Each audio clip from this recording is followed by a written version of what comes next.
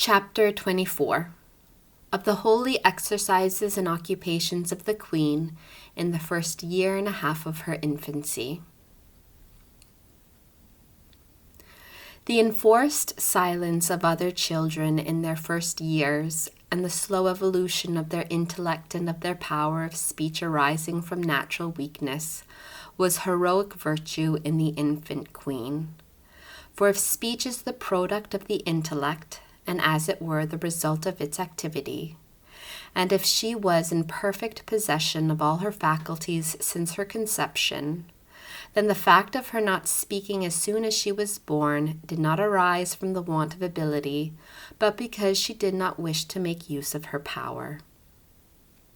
Other children are not furnished with the natural forces which are required to open their mouth and move their tender tongue as required for speech. But in the child Mary there was no such defect, for as far as her natural powers were concerned, she was stronger than other children, and as she exercised sovereignty and dominion over all creation, she certainly could exercise it in regard to her own powers and faculties, if she had chosen to do so. Her not speaking, therefore, was virtue and great perfection, which opportunely concealed her science and grace, and evaded the astonishment naturally caused by one speaking in infancy. Besides, if it is wonderful that one should speak, who, according to the natural course, ought to be incapable of speech, I do not know whether it is not more wonderful that one, who is able to speak from her birth, should be silent for 1 year and a half.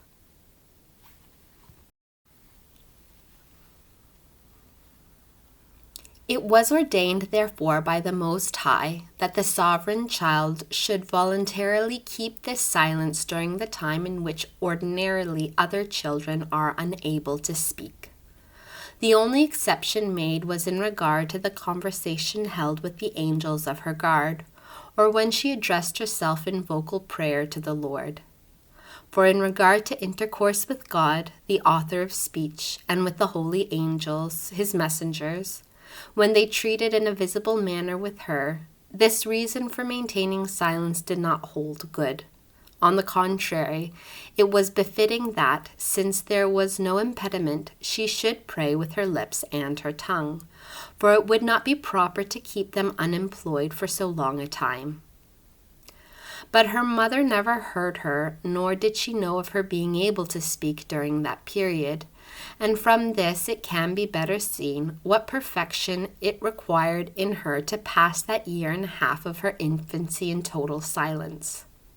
But during that time, whenever her mother freed her arms and hands, the child Mary immediately grasped the hands of her parents and kissed them with great submission and reverent humility. And in this practice she continued as long as her parents lived. She also sought to make them understand during that period of her age that she desired their blessing, speaking more by the affection of her heart than by word of mouth. So great was her reverence for them that never did she fail in the least point concerning the honor and obedience due to them. Nor did she cause them any trouble or annoyance, since she knew beforehand all their thoughts and was anxious to fulfill them before they were made manifest.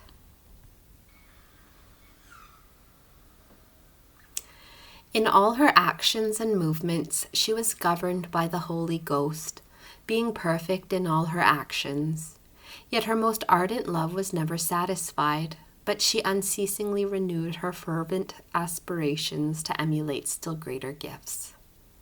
The presence of the Most High continually preserved in this sovereign child the divine revelations and the intellectual visions.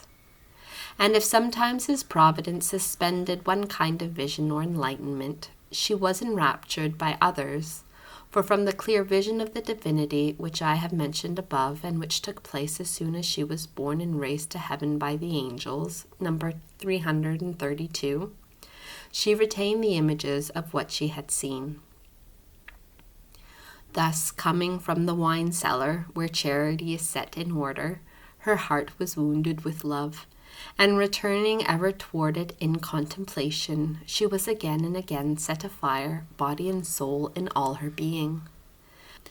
As her body was yet weak and tender, and this love strong as death, she soon felt the death pangs of love, of which she, in her tenderness, would have died, had not the Almighty strengthened her and preserved, by a miracle, the inferior part of her being and her natural life.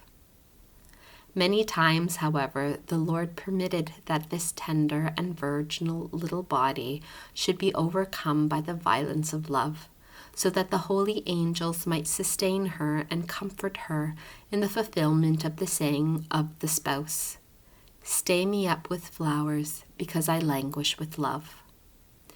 And this, the most noble kind of martyrdom, was 1,000 times repeated in this heavenly lady, surpassing in it all the martyrs in merit and also in sufferings.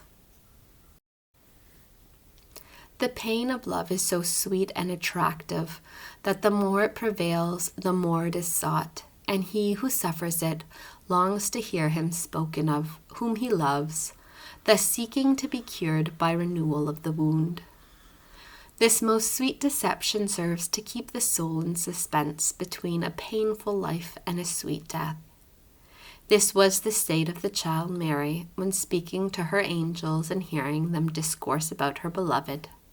She asked them many times, saying, "Ministers of my Lord, his messengers, and most beautiful works of his hands, sparks of that divine fire which consumes my heart, since you enjoy his eternal beauty unveiled and unrestrained, reveal to me the tokens of my beloved.